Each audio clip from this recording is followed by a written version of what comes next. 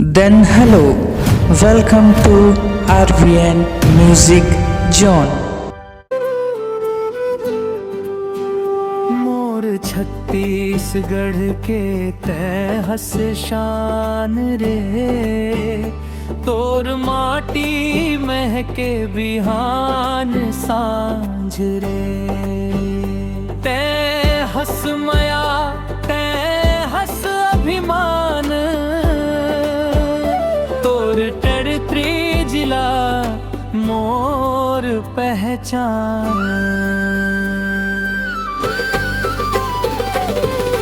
रायपुर राजधानी गजबे सुहाए, दुर्ग भिलाई विकास बढ़ाए। राजनांदगांव संस्कृति गाथा, बालोद महके खेती के बाता। कबीर धाम भोरम देवराज, बेमेतरा किसान के ताज। धमतरी नरवा गरवा संग, गरिया बंद गूंजे भक्ति रंग।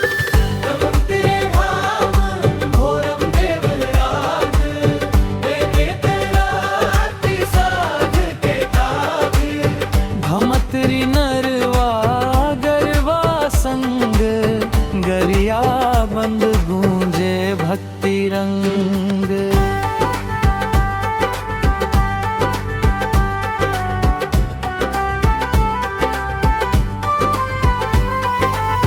महासमुंद राजिम धाम, बलौदा बाजार महान नाम।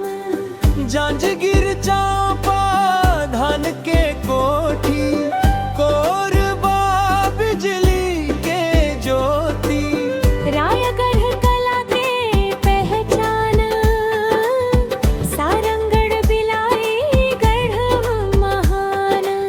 शक्ति महके गांव गवाई, जशपुर हरियर धरती भवाई। कबीर धाम भोरम देवराज, बेमेतरा किसान के ताज। धमतरी नरवा गरवा संग, गरिया बंद गूंजे भक्ति रंग।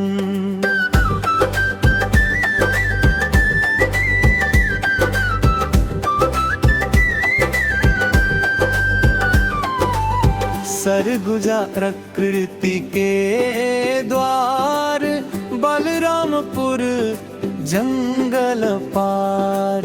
सूरजपुर माया बरसाथे, कोरिया इतिहास बताथे। मनेन्द्रगढ़ चिरमिरी भरतपुर, गौरेला पेंद्रा मरवाही सुर। मुंगेली मुस्कान बगराए, बिलासपुर सबके भाई।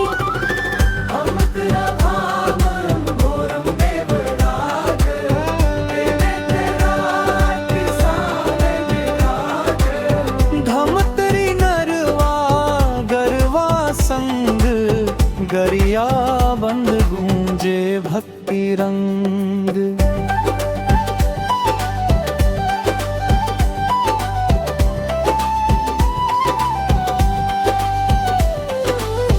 कोंडा गाँव हस्तकला शान, बस्तर धरती महान।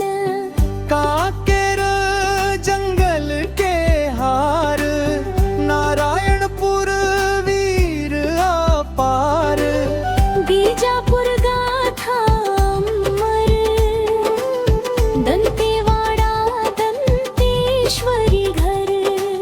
सुकमा माया के संसार, खेरागढ़ कला अपार।